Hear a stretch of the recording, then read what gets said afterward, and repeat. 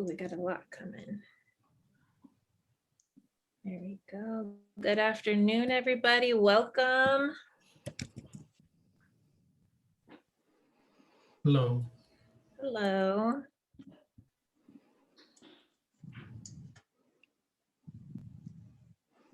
Hey there. Got some familiar faces. Yeah. So you're in the right place if you're looking for Rehumanizing Mathematics through Ethnic Studies Pedagogy. As people enter, I'm going to drop a link in the chat just for a quick survey. So you'll see it multiple times as more people enter. I'm going to put it in the chat so that they can take the survey as well. But we just want to see who's in the room with us.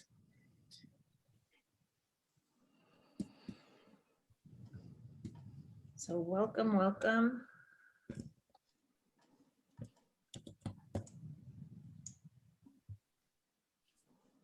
We're glad you guys could make it. Hello, hello.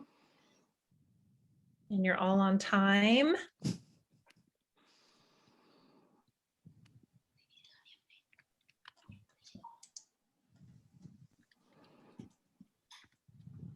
So again, if you're looking for Rehumanizing Mathematics through Ethnics Pedagogy, you are in the right place. And we are dropping a link in the chat for a quick survey just to see who's in the room, who are we presenting to.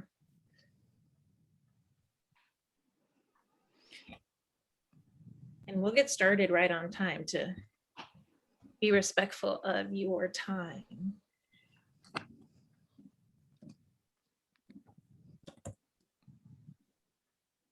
And we've got 4 responses so far, so thank you. Great job, everybody.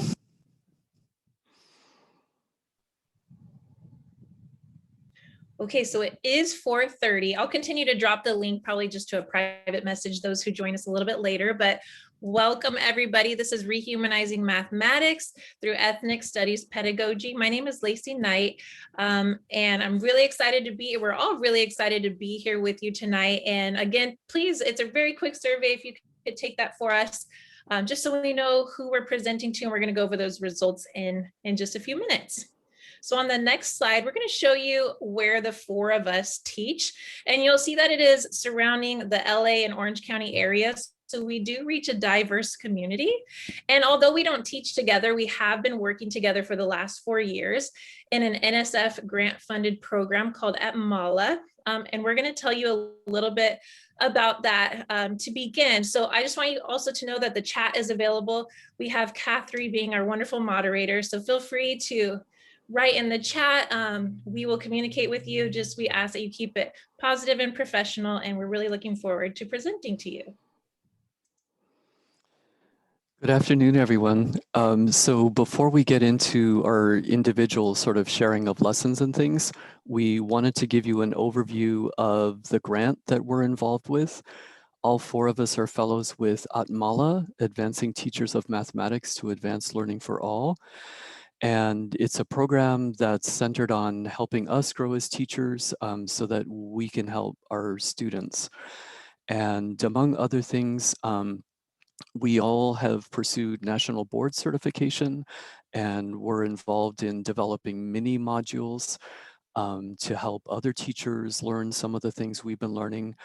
And right in the center here, both of the project and the slide, is the elements of culturally responsive mathematics teaching.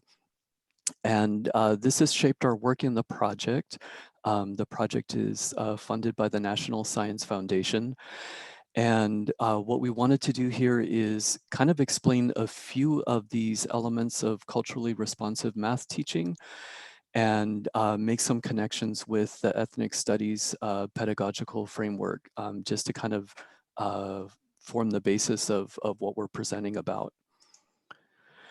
So out of these 8 dimensions that we've been studying and reflecting on, 3 are particularly relevant to our talk this evening: mathematics, discourse, and communication, funds of knowledge, cultural and community support, and use of critical knowledge for addressing social justice issues. And an example of kind of how we've approached this This is from a rubric to assess our lessons on these different dimensions. Kind of an example of the kinds of reflections and thinking that we're going through if you look at 5 here. In terms of how our classrooms are set up and the way our lessons and activities are designed, we're asking ourselves, is the way kids are learning mathematics sort of established collectively? Like, is it our students and us coming together to understand the mathematical issues? In terms of using funds of knowledge and bringing cultural context and community connections into our classroom, what we're asking ourselves here is, are we making those connections intentional and not just letting them happen by chance? So our lessons that we're designing, our activities, our projects, are we really making a point to make students and what they bring with them central to the work that we're doing in the classroom? And similarly with our 8th dimension here, all of us in the project, and the 4 of us especially, were really concerned about helping students use mathematics as a tool for understanding social justice issues and kind of as a critical tool for understanding the world that they're growing up in and seeing around them. So to just kind of make the connections with the ethnic studies kind of approach to organizing curriculum. Just as an example, here's the ethnic studies framework that was developed by the Seattle schools. And as you can see, there's sort of 4 main organizing ideas: identity and agency, power and oppression, history of resistance and liberation, reflection and action. We see the work that we're doing in Atmala kind of overlapping here, like in terms of math discourse, really shaping our lessons so that over here, students are seeing themselves as mathematicians and doing the math, that we're honoring and extending kind of the roots that our students have with them in terms of the culture and community connections. And then finally, using mathematics as a critical tool would align with this theme of seeing math education as resistance and liberation. So those are some of the broad themes that you'll see in what we're sharing tonight. And now I'd like to turn it over to Susie to explain our agenda and share some of our survey results. Thank you, Tor. Hi, my name is Susie, and I'll be going over the agenda with you. We'll start with looking at the survey result to see who are with us tonight. So Tor is going to share the Google form responses. Okay, and is that coming up, Susie? Yeah. Okay. Okay, so the pink, 36% student, that student in the credential program. All right, great. Welcome. How long have you been in education? Oh, we have a lot of new teachers, beginning teachers, as well as some veteran teachers. How familiar are you with ethnic studies, pedagogy, and math classroom? Okay, so 1s, 2s, and 3s.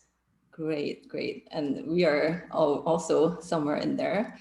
And the last question, or how strongly do you agree with the following statement? Ethnic studies pedagogy is an important element for rehumanizing mathematics classroom. 3s, 4s, and 5s. Awesome, great. And that's why we are here, because we believe in that, right? And what would you most like to learn from this session? We'll just skim through some of the comments here. Strategies, learn everything. Great. All right, let me take it back over here. Thank you. Okay, so today we are going to take turns and share our stories, starting with our own personal identity as a person and as an educator.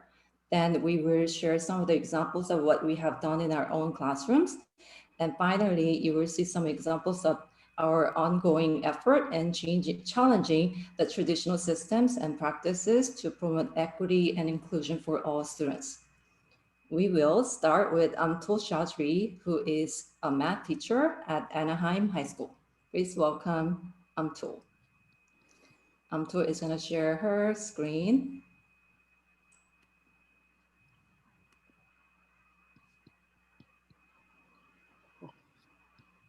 And open the Ethnic Studies Summit. Thank you.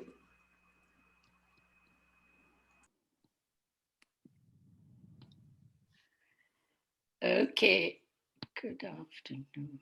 Wait a minute. Okay, good afternoon. It's my honor to be here. I'm Amtul Chaudry. I teach at Anaheim High School. I'm a Muslim American, born, raised, and educated in Pakistan. Belong to a family of educators and scientists. But I would really like to have an interesting part. All women, female in the family are educators, and all male members are engineers.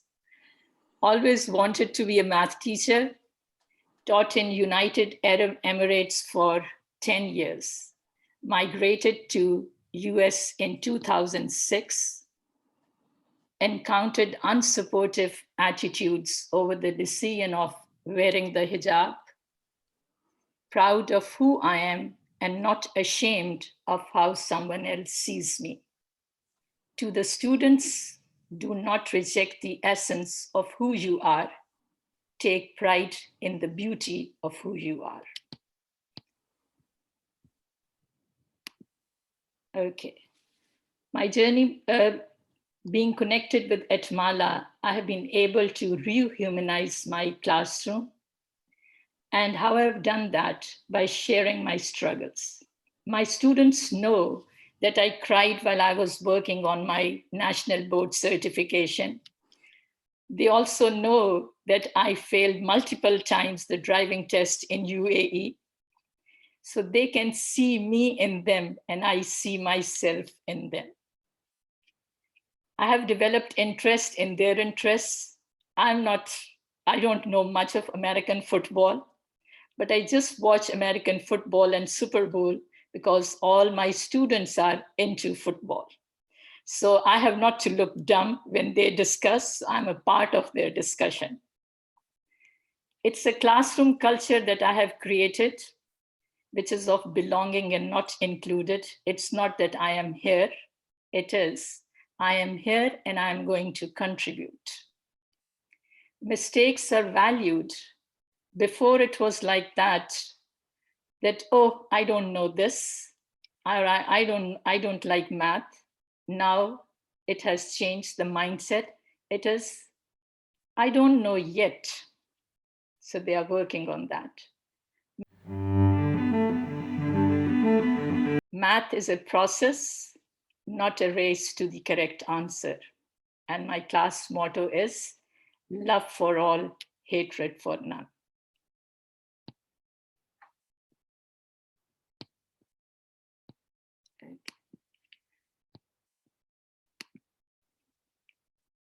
So math students use math in the class through the lens of social justice. These are just a couple of examples that I have picked up, which my students worked on it. Tardiness was becoming a problem in our school. So my students addressed that, chronic tardiness. Del Facebook, hoy me tiro un peo. The other issue was nutrition value of school lunch. Students wanted to investigate whether the school lunch served to them meets the standards set by the federal government. Civic engagement that they took up the issue. It was homeless in our community and what is climate change. But I would like to add over here that students who worked on this project, homeless in our community, they are getting the seal of civic engagement on their diploma. The inequitable practices that I have tried to address it, which were prevalent in the math department, students can only score an A or B in their first attempt. They can retake a test or quiz, but the highest grade they can earn is a C or an average of the new score. So assessing students' competency by giving multiple choice test. Collaborated with the department chair to allocate 15-20 minutes in the department meeting to start conversation with colleagues on the purpose of retakes. What is the purpose of giving students an opportunity to retake a test or a quiz? How do we accurately assess students' learning? What do we do when students don't show mastery? What reservations do you have in changing students' grade if they prove they have achieved the learning outcome in the quiz or the test? And the argument that I gave to them is when you pass the driving test, not in the first attempt and in the second attempt, it's not like that you can drive on Wednesday, but not on Monday. So students should be given the opportunity to raise their grade. So this is what I wanted to share with you. And I would now like to my colleague Lacy to share with you.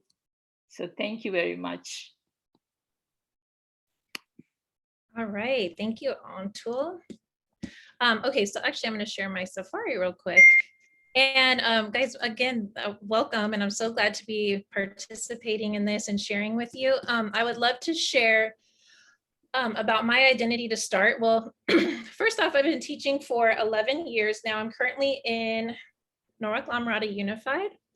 I'm gonna actually disable this annotation real quick. All right, so I'm in Norwalk Lamarada Unified currently, but I wanted to share with you my identity and how my identity translates over to my teaching. So one big thing for me is my family values. I was very lucky to grow up with a very close-knit family.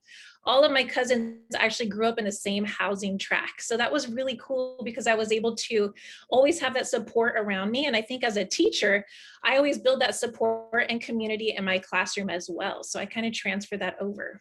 Another big thing is I come from a German background, and a lot of my family members are like, we call them jack of all trades. So I think that having people in different careers really helped me value hard work and also problem solving. And how I'm able to transfer this over to my teaching is I know that everybody brings some knowledge from something that they know. So when I look at my students, I don't look at them as like, I know everything. I want to know, what do you know? What can you bring to the conversation? What can you bring with you? So it's always like grasping at their funds of knowledge so that we can build the community together. Lastly, just my personal experience. So I was a student athlete in college, and that came with many successes. I was able to build my teamwork, celebrate with others, but it also helped me develop a growth mindset because I also experienced a lot of failures. This helps me instill that in my students as well. And I think like Amtul said, you know, if I don't get it, it's I don't get it yet. So we're always working, always trying. Being a college athlete also came with some stigmas. So I was looked at in a certain way, like, are you in college just because you want to play a sport? Are you really going to try hard? So I always think, do my students feel that way also because they're part of a certain group? So those are some things I take with me as an educator now. When I first started teaching, I had this perception like, oh, I'm so positive. I care for everybody. Like I have no negative thoughts. And that was really a naive mindset.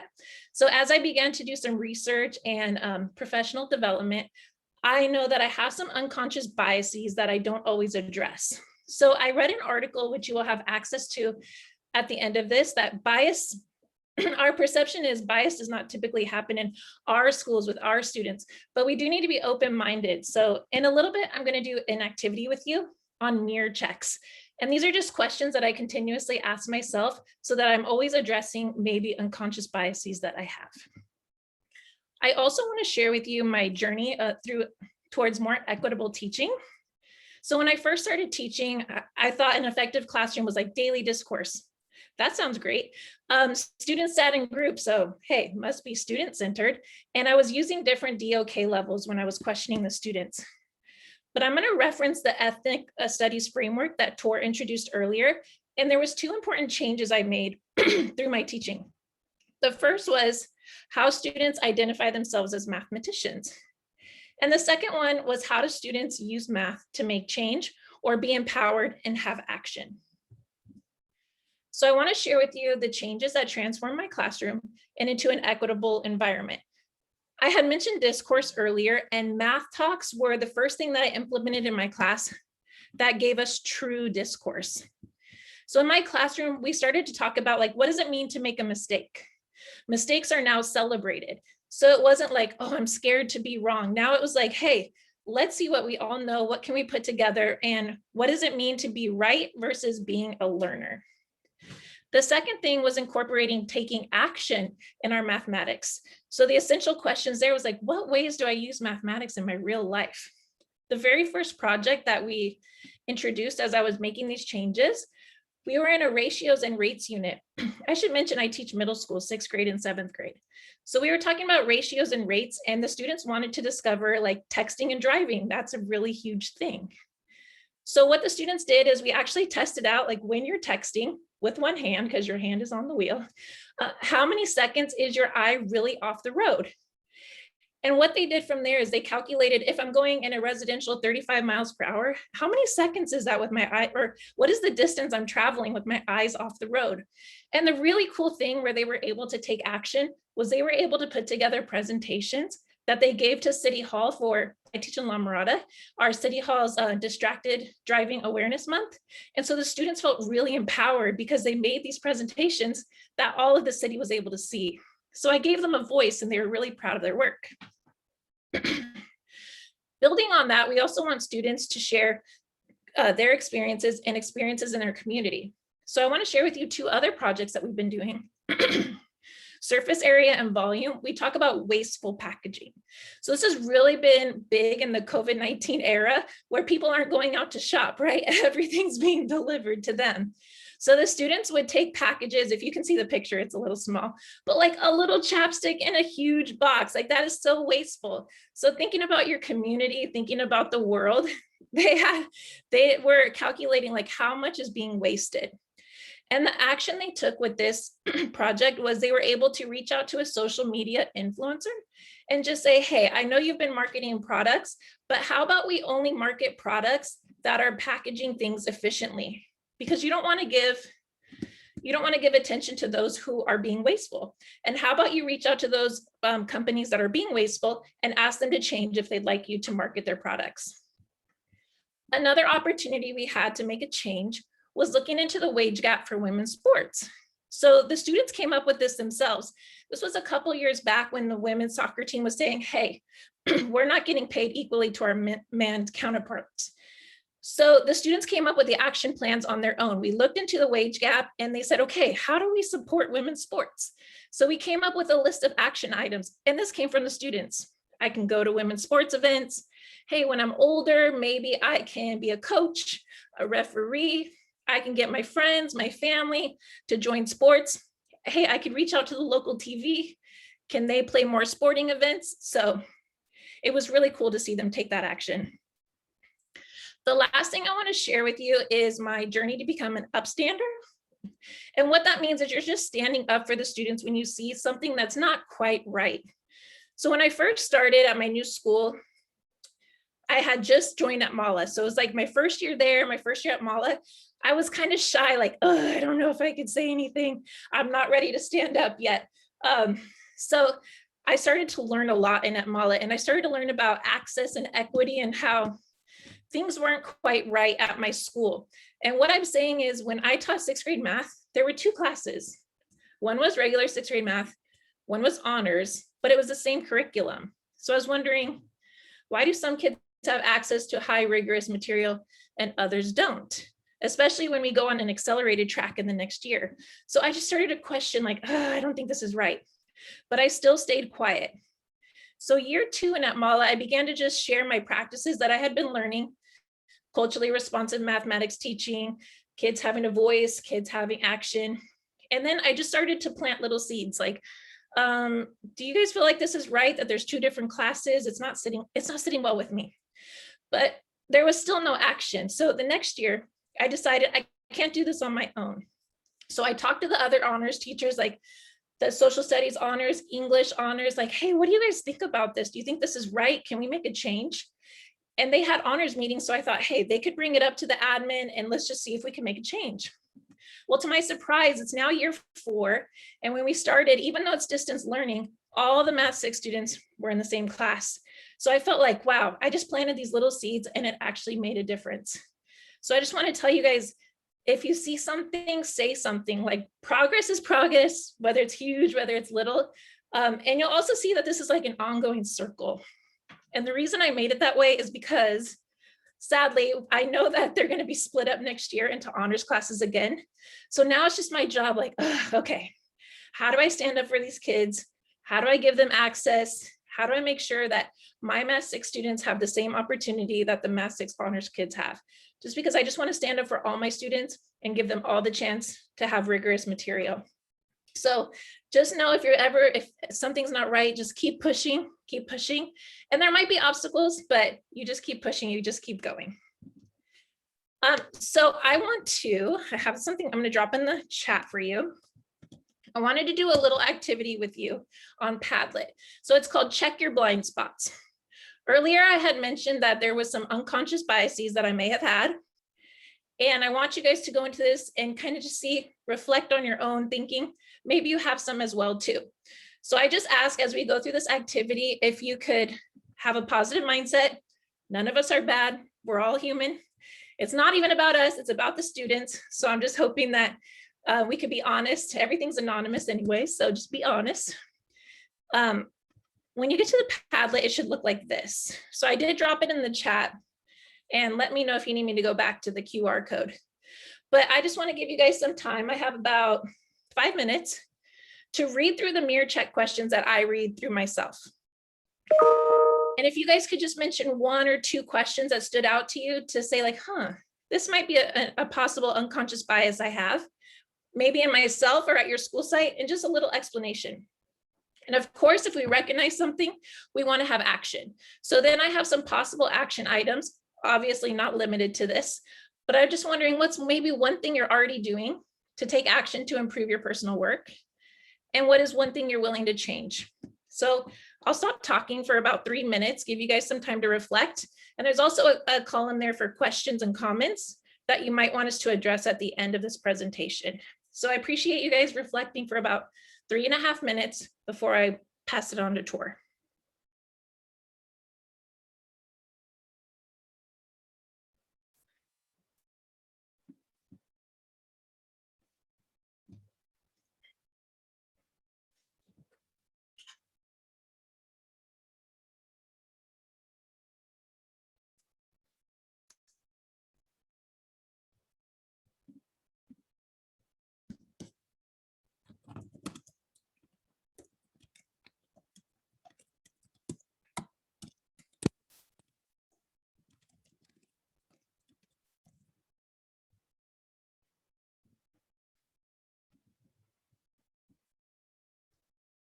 Awesome. And I know I said I would stop talking, but I'm also going to let you know that I'm going to look for connections while Tor and Susie are presenting so that we can address this at the end of the presentation as well. So about 2 more minutes.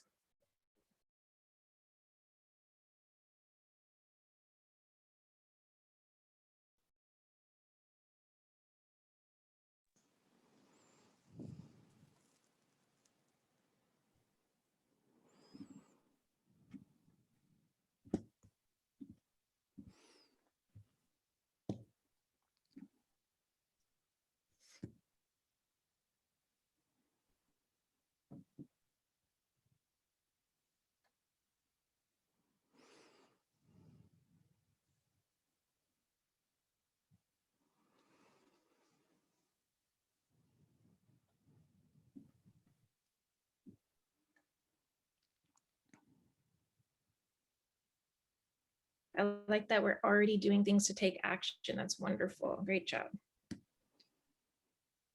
About 1 more minute. And no rush, because you can always visit this while we're presenting as well. You can always go back.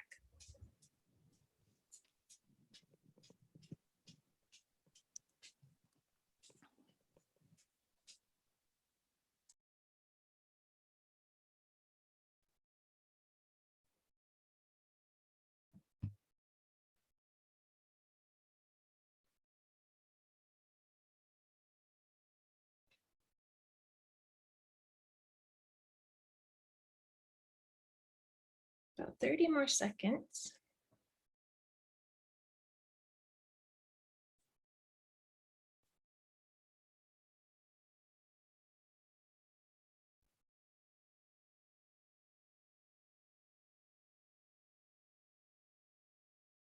I thank you guys for taking the time to reflect on your practice and include all these great reflections. I'm going to look through them and we'll address them again at the end of the presentation. So feel free to keep writing.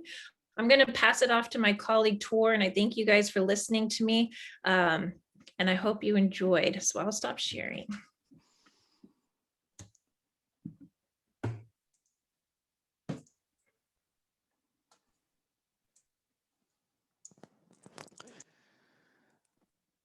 And hello again. So again, my name is Tor Ormseth. I've been a middle and high school teacher for a little over 30 years with the El Rancho Unified School District.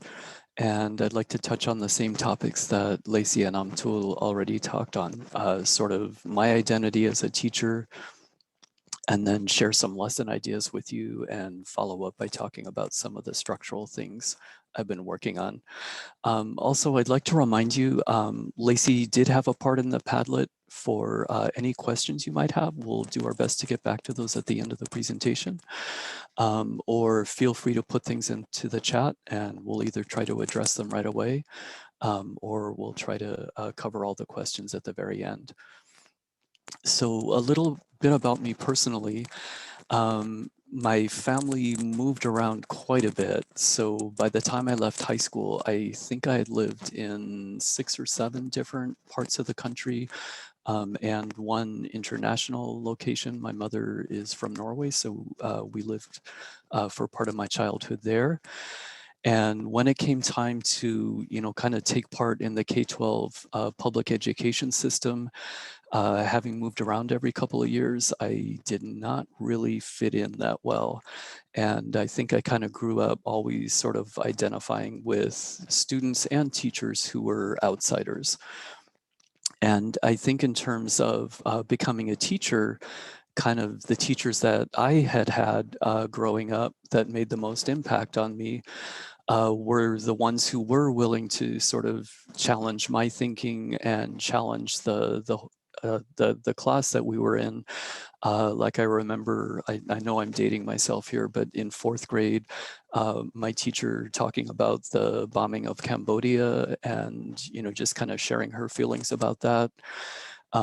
In high school, having a teacher who at the time I think was one of the few sort of openly lesbian women in our community, and really pushing us to think about, literature and broader questions. A US history teacher who was a labor organizer. So I think all of those people kind of influenced my perspective on education and the power we have as teachers to bring critical perspectives to our students. And so I initially got a teaching credential in history, but then I had the fortunate opportunity to work for a woman named Jeannie Oakes, who's a professor at UCLA. I was a research assistant for her, and she was investigating the effect of tracking on math and science kind of opportunities, and just how, with our tracking structure in math, how we've really created, literally created inequity by the choices that we make about putting kids in certain classes. And that really got me interested in teaching math, and that's what I've been doing ever since that time. And kind of both the within the classroom perspective of how we're teaching math, but also kind of the outside of the classroom perspective on, what do we do as a school and a district to ensure that kids really are seeing the opportunities they deserve to do well in math. The community that I teach in, Pico Rivera, is almost entirely Latinx. I think we're like 96, 97% Latinx. But again, that's kind of an oversimplification. Within that, it's a very diverse community, sort of economically. The professions that my students' parents have, the number of generations that kids have been in the community, going all the way back to the first middle school I taught at across the street from us lived the grandson and great grandson of Pio Pico, the last Mexican governor of California, as you probably know, all the way to very recent newcomers from Central America and Mexico. So again, it's a very diverse community, and I've had to grow and learn a lot as I've been a part of that community. And I think kind of my main message, both to my students, the families and parents that I work with, and my fellow teachers, really is about the possibilities that my students have for becoming good at math, reversing some of the negative impressions they have about math by the time they get to middle school, and to lay the foundation with confidence and being willing to put in the work it takes to do well in math, like in high school and whatever their plans are beyond that. In terms of things I've been actually able to do with my students here, one aspect of it is really helping them see themselves as, I've been calling it STEM professionals, mathematicians, engineers, people who are able to participate in that part of our society. And so a few years back, to kind of help discuss this with my students, we did a little activity where we kind of confronted our own stereotypes about, who's good at math, who's good at science. I asked students to kind of freehand draw what they thought a STEM professional looked like. And even though, I'm in a classroom with, 40 students, all but one are, Latinx, only slightly less than half, were noticeably shaded like brown. And even though the math class was disproportionately female, like almost 2/3 girls, very few of the STEM professionals that they drew were female. And so we talked about that a little bit. And then we went into, as much data as we could about kind of the racial and ethnic breakdown of the US versus the breakdown of the STEM workforce. We connected that to some of our sort of 8th grade standards about creating two-way tables and relative frequency charts as a way of comparing. And then once we had kind of gone through that together as a class, I asked my students to pair up or group up and do some kind of mini research project where they could find out about, what had led adults in their lives to follow certain opportunities or pathways. So some of my students based this on interviews. Like this is our social studies teacher, and they went over and talked to her about messages she had gotten growing up. Kind of that determined her pathways. They interviewed the science teacher, our principal, our vice principal, who was actually a math major and a math teacher. And then they had to take everything they had learned and turn it into a presentation. Some chose just to kind of present to the class, but a lot chose to kind of get the word out to 6th and 7th graders. They were allowed to, visit other classrooms and present. And this was one example here where 2 of my students chose to do a profile of Elizabeth Blackwell, the first woman to earn a medical degree. And they shared that with 7th graders and talked about the importance of going into STEM. All of us here on the Atmala project are learning and experimenting with project-based learning. So this was another example of an activity I was able to do with my students, this from the current school year. We did this in December and January, kind of at the height of the COVID infections in my community. And, as I'm sure you're all aware, as a Latinx community, we were experiencing, I think it was like triple the mortality rate of like predominantly Anglo and Asian neighborhoods. And so what we did was a PBL starts with a driving question. In our case, it was trying to understand what was going on with the spread of COVID-19, both from a math and science point of view, and also to take some action to help slow it. So the students tied everything in with, the theme of exponential growth, which is a big 8th grade standard. They created like a little mini presentation summarizing kind of the math and science content. But from there, I asked them to create something that we could put on our school website. And we also ended up presenting it to our district board of education. Various types of either information, like about emphasizing masking, social distancing, or kind of a personal message about what the impact of COVID had been and the importance of following the practices that would help prevent it. Oops, sorry. Okay, and the links are available. We have a PDF of the slide, and you should be able to access it from there.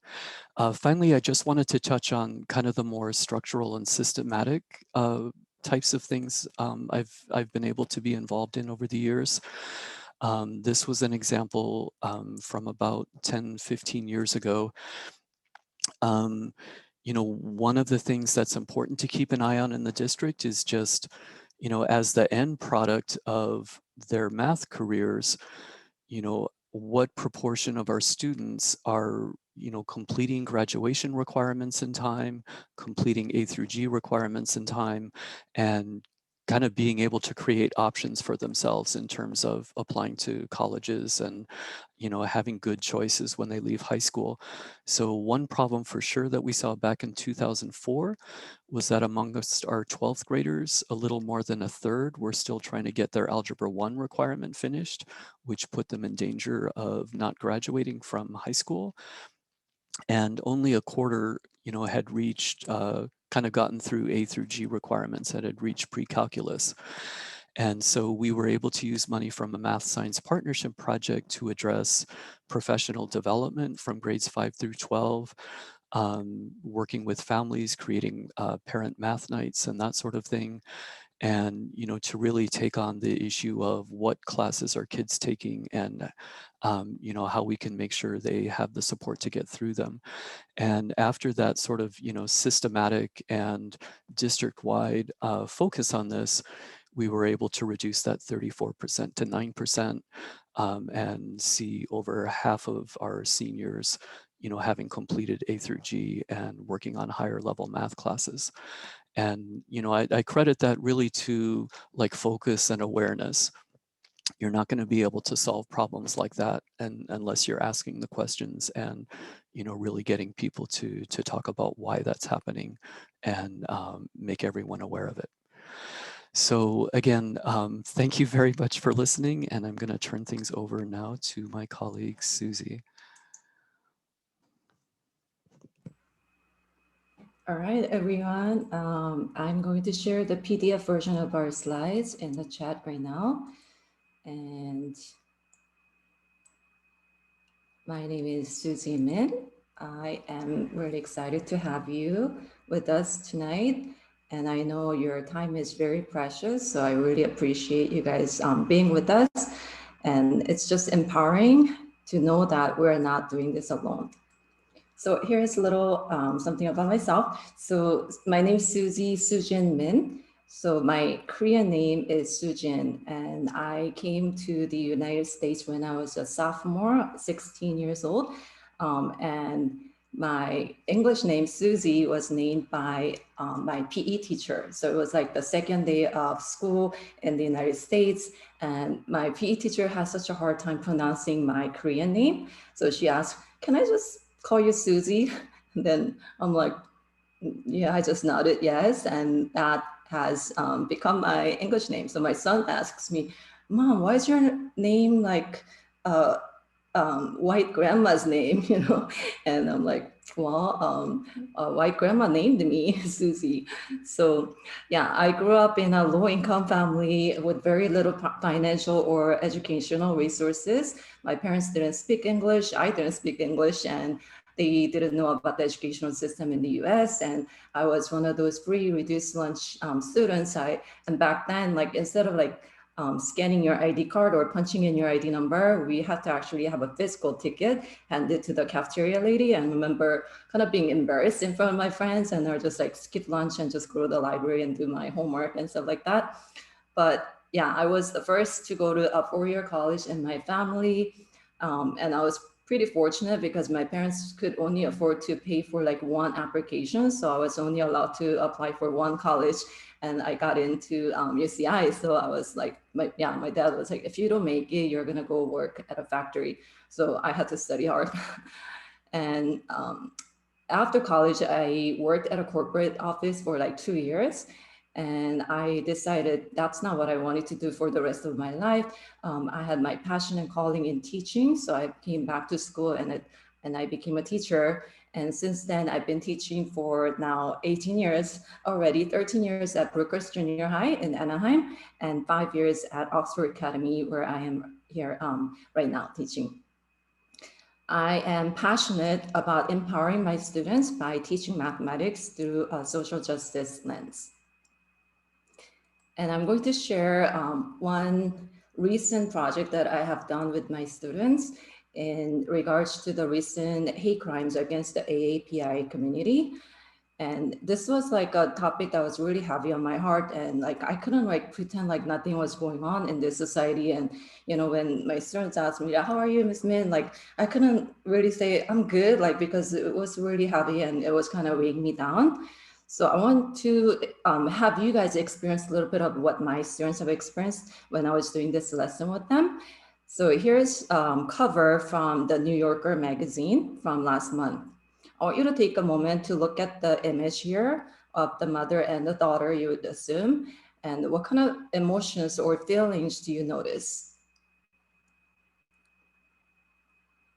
Or where do you think the setting is? What about the use of color? So you can feel free to share in the chat.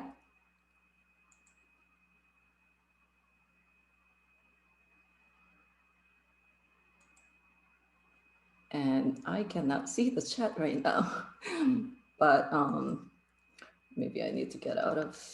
Yeah, Susie, I'm seeing a subway station, worried about being picked up, scared, mom looks stressed. Stressed.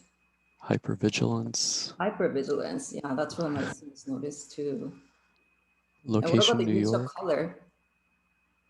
Color is late and anxious, or maybe, yeah. Yeah, just the blue tone. And my students picked up how the mom is wearing like sneakers, you know, kind of ready to run if she needs to.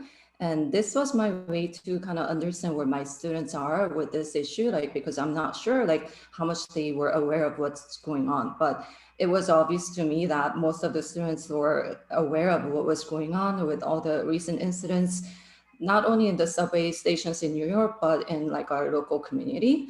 And I shared the statistics with them, the hate crimes in 16 of America's largest cities. It revealed that such crimes in 2020 decreased overall by 7%.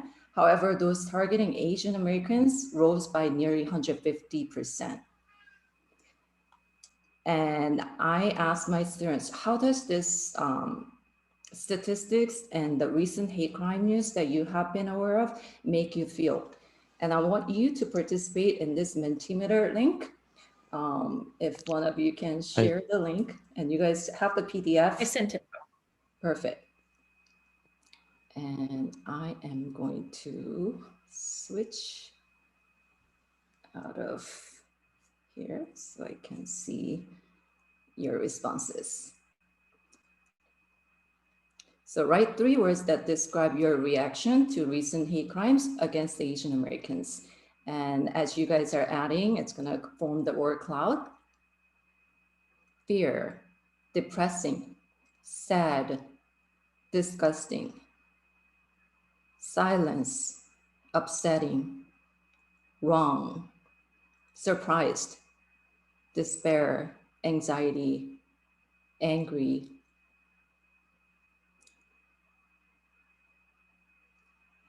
fear.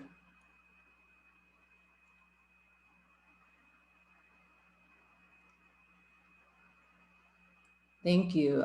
I'm going to now show you 3 statements, and you're going to share how strongly you disagree or how strongly you agree. On a scale of 1 to 5, I believe. So 1 is strongly disagree and 5 is strongly agree. The first statement says, what you permit, you promote. Are you able to see on the Mentimeter link? Oh, perfect. Second statement, statistics and math can be used to understand racism and other dynamics of oppression.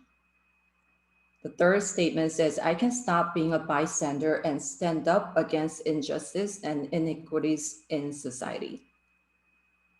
So as you guys are voting, it's going to kind of find the mean or median. I think they use the mean.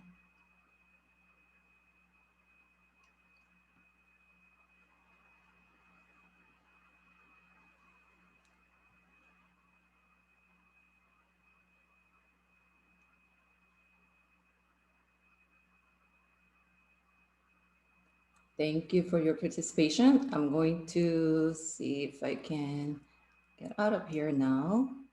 And next, I'm going to share some of what my students have expressed. And I titled the lesson like what you permit, you promote, because that was the phrase that turned me from being a bystander to being an upstander. So maybe if this statement didn't really make much sense to you, this quote from Eli Wiesel will make more sense to you. I'm going to ask a volunteer who I have arranged. Jennifer, are you able to unmute yourself and read this quote on the top where it says, I swore? I swore never to be silent whenever and wherever human beings endure suffering and humiliation. We must always take sides. Neutrality helps the oppressor, never the victim. Silence encourages the tormentor, never the tormented. Sometimes we must interfere. When human lives are endangered, when human dignity is in jeopardy, national borders and sensitivities become irrelevant. Wherever men or women are persecuted because of their race, religion, or political views, that place must, at the moment, become the center of the universe. Thank you so much, Jennifer. And this other quote is that the opposite of love is not hate, but indifference. And he was a Holocaust survivor and also Nobel Peace Prize awardee. And these are some of the responses that my students have shared. This is from my 12th grade students, and you can see how similar their feelings and reactions are to your own. Here are some responses from my 8th grade classes. And what about in our own community? In Orange County, since the pandemic began, these crimes against the Asian Americans are up by an estimated 1,200% in the area.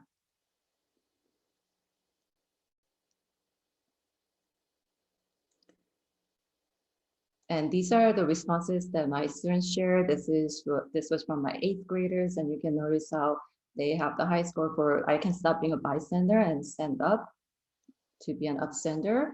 And this was the response from my AP statistics, the 12th graders. Kind of similar, but I know with this class, I did a lot more like projects related to social justice issues, and they had the slightly higher rating for the middle statement. And these are some of the questions that students shared in the Mentimeter. What can we do to help? When will this stop? Statistics can help with identifying the problem. How can we use it or use our current education to find a solution to this issue? How can I educate myself on this issue? How should I talk to others who are reluctant to open their ears? I wonder why the media isn't covering it as extensively as they should be. And next, I share some more statistics to have a discussion with the notice and wonder frame.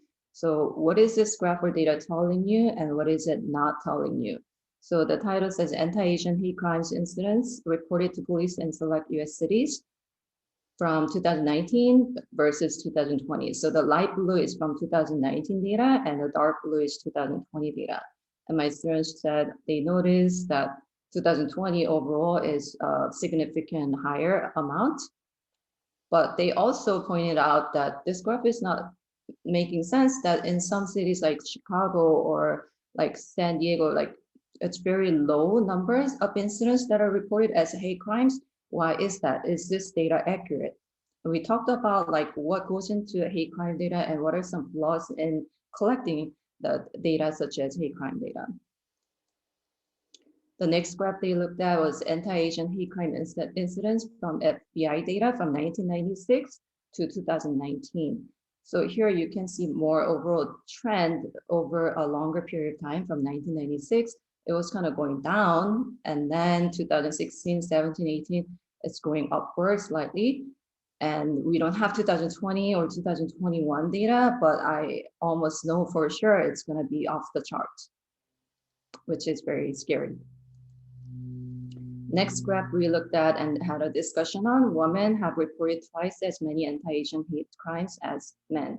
And we talked about the intersections of oppression between like gender or the poverty and the race, and how some people are, you know, triply oppressed and marginalized and hurting in our society. Then I shared this quick short video interview of a person named Eric Nam. He is a Korean American singer-songwriter, and I know some of my students are into K-pop and they were familiar with this name. So it was something that my students were able to kind of relate with, because this person is like about their age or a little bit older than their age. And he has a really nice Times article that was really insightful as well. And I had students do a discussion board where they share their reaction to the article and the interview and what resonated with them and what they wanted to share with others. And they gave like peer feedback. So it was a chance for them to hear each other's thinking and feelings and affirm each other and encourage each other and communicate and interact with each other, because my school is 100% virtual. And Eric Nam Oops, I'm not gonna play that right now, but let me move on. And these are some of the student reactions that I asked students to share, like, because it was my first time bringing like race in this kind of sensitive manner, and I wasn't sure, was this a good idea? Are you guys glad that we had this chance in the classroom, or were you too uncomfortable? And these are the responses that students shared either in the public chat or private chat. And I highlighted a couple here. It says it is important that education and what we learn in the classroom can be applied to our lives outside of the classroom. It is jarring to not address the elephant in the room. And knowing that my school is 70% Asian population, but then a lot of classes, like, or teachers, they were not, you know, having this kind of discussion. That's what I found out from my students, and they really wanted the teachers to have this open discussion and give them the chance to express their feelings, although it was a very sensitive topic. In the discussion board, the students responded to their reactions to Eric Nam's interview and the article, and I highlighted how they resonated with being treated like a perpetual foreigner. And this person had a really strong statement at the end, like, I've always felt that Asian Americans were resilient and that we should just keep our heads high and remain quiet, even when faced with burdens, obstacles, or even racism. As the problem of anti-Asian hate crimes continues, I see now how it's okay to face the truth and address it. Let this now be time for overdue reform. There's another student voice that talks about like how it connects to the ethnic studies in the schools. says one key measure that I think would combat ignorance in our community and raise awareness of discrimination in general, or building more acceptance, would be to offer ethnic studies in schools, making it a requirement to graduate. And this student ended with, I believe that many individuals often assume the term Asian to refer to East Asians only and fail to consider the other groups that exist and the problems that face each one of them. I think it is our school and district's job to help educate us about these cultures to gain a broader understanding of the world we live in. And I don't know, like, to me, like, as I was preparing the lesson here, like, I realized how ignorant I was and how uneducated I was myself. And as I was like listening to my students' voices, like they were really teaching me and enlightening me at the same time. This one said, although I'm not Asian, I'm a person of color who's also been subject to this type of racism. From a first person's experience, I can testify to the significant amount of damage and hurt microaggressions can cause, especially with the buildup of time. So this student is pointing out, it's not just those like aggressive, violent hate crimes, it's these microaggressions that they experience in daily lives that can really bring the person down. Another quote I highlight here, I feel like mainstream Asian American activism reduces the hate crimes down to individual incidents and bad apples rather than a result of a historic and systemic racial hierarchy and case system. And yeah, this kind of was enlightening to me because I was like telling my students, okay, with every race, with every group, there are good people and there are bad people. And when these like bad people do these bad things and the good people are staying silent, that's like when the good people are actually promoting the violence by letting them see as if it's okay. But then this student was pointing out, it's not just a matter of few bad apples, it's really the systemic and historic problems that we haven't really addressed. And I put together some resources for educators because I realized that like I wish I was informed with these and it took me like a lot of like time, you know, like sleepless nights to research on my own and like really realize like how much more there were I had to learn and educate myself in order to have any productive discussion with my students. So I hope you guys will find those resources helpful. And I'm going to switch back to, sorry. Okay, where am I? I'm gonna switch back to the original slides. Did I stop sharing? Okay.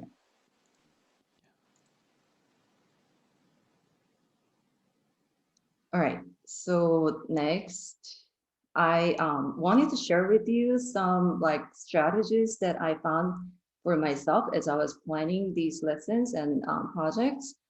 So the part one was like what you guys experienced, like bringing awareness and using data and eliciting student voices and feelings and having that open dialogues. And that was what I named What You Permit, You Promote. And the second part, I think I had like a few days of gap, maybe a week later, I decided to look beyond the numbers by exploring the root causes and some related issues. And this is like the middle part in blue, hate crime data and underlying issues. Are hate crime laws really the answer? Asian Americans are being attacked. Why are hate crime charges so rare? Why America fails at gathering hate crime statistics.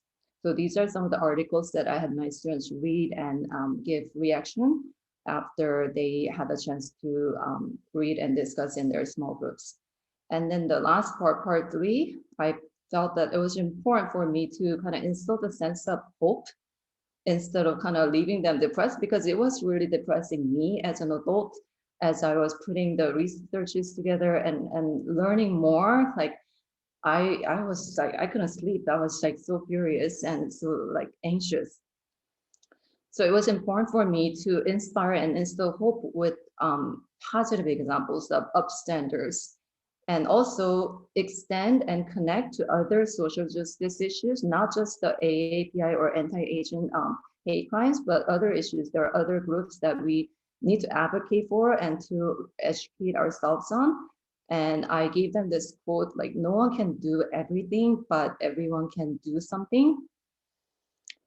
And right now, currently, my students are working on a project where they identified a group that they would like to advocate for. So they have, selected like different marginalized groups that are suffering oppression in the society. And they're kind of going through these three parts, and they're going to add an action item. So however small or big, I want you to do something about it. Instead of just doing the project, you want to make a difference. And like, for example, I shared how I did these lessons with you, and I shared your responses and your reactions with my colleagues at the school site, and also with the district leaders. So hopefully I will ignite some changes in a bigger picture. I'm going to move on to the next slide here, where it says including and empowering students. And this was a quote from one of my students.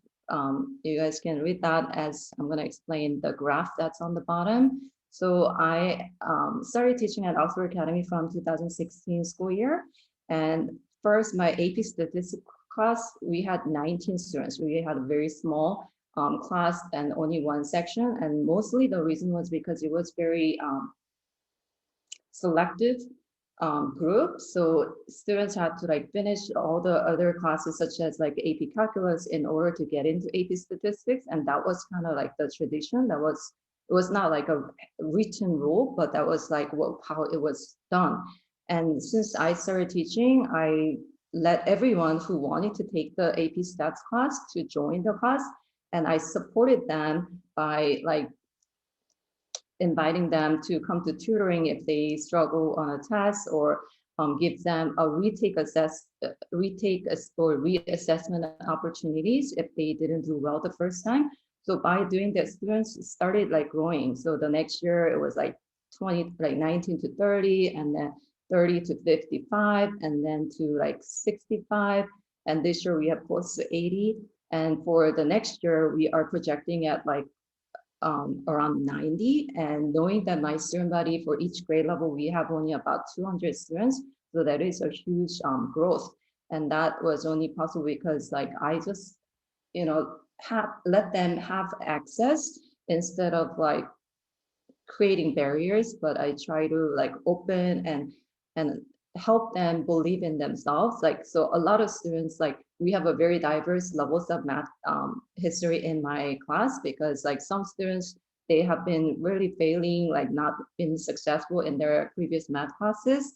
And some students have been really successful in their previous math classes. However, like we all learn to work together and help each other and collaborate with each other in a positive manner. And I think the growing numbers, it's really showing that. And I'm really happy and glad that students are believing in themselves and believing in this class, because I try to do a lot of projects where they connect to social justice issues. And I believe these students will grow to be the leaders in the society, and they are our best hope. So and it's so much easier to help them change their mind and to open up, rather than trying to change like adults' minds, for example. So it has been a really great experience to see the growth in our students, in my students, and how they really learned the value of mathematics and see different ways to apply math. Susie, I'm yeah. sorry, I was wondering, did you want to put it on present just to make it a little easier to see, or? Sure, I wasn't, okay. Thank you. Okay, so here's another quote from Francis Su. He's a professor at Harvey Mudd and former MAA president. And he has this blog called like Race, Space, and Conflict Status. And he's famous for mathematics for human flourishing. And he also has a book. And this quote really helped me kind of motivate myself. It said, it can feel easier just to pretend that nothing is going on outside of our classrooms. But we are all human beings, not just mathematical machines. If our students are struggling and their education doesn't make space for that, then education itself becomes disconnected and irrelevant to the realities of life. And on the right, you can see note that one of my students had sent me. And this student was really sweet, but she ended with this quote that was really powerful. And I was like, wow, where's this quote from? And I looked it up. It was like anonymous. It was, if I couldn't find the original author, but I wanted to end on this quote with you guys. So I'm gonna have you just read it for a moment and take a moment.